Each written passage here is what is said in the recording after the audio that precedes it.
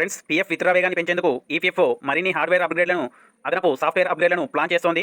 Centre for development of advanced computing (CDAC) అభివృద్ధి చేసిన కొత్త వ్యవస్థ క్లెయిమ్ రిజెక్షన్లను తగ్గించడంలో కీ రోల్ ప్లే చేస్తోంది.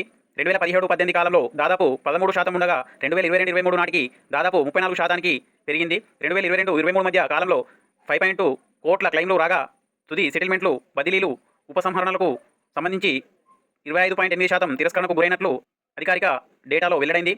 ఇటీవల సాఫ్ట్వేర్ అప్గ్రేడ్లలో క్లెయిమ్ ప్రాసెసింగ్ వేగం పెరిగింది. దీంతో చందాదారులు హర్షం వ్యక్తం చేస్తున్నారు.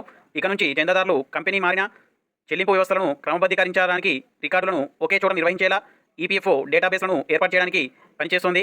మరో 2 నెలల్లో ఇది కార్యరూపం దాల్చనుంది. అంతేకాకుండా ఇటీవల పాలసీలో మార్పులు కూడా జరిగాయి. క్లెయిమ్ కోసం కొన్ని డాక్యుమెంటేషన్ అవసరాలను సడలించారు. డాక్యుమెంట్ల కారణంగా 10% క్లెయిమ్లు రిజెక్ట్ అవుతున్నాయి. ఈ మార్పులతో ఈపీఎఫ్ఓ వినియోగదారులకు మరింత ప్రయోజనం చేకూరుతుందని తెలియజేయడం జరిగింది.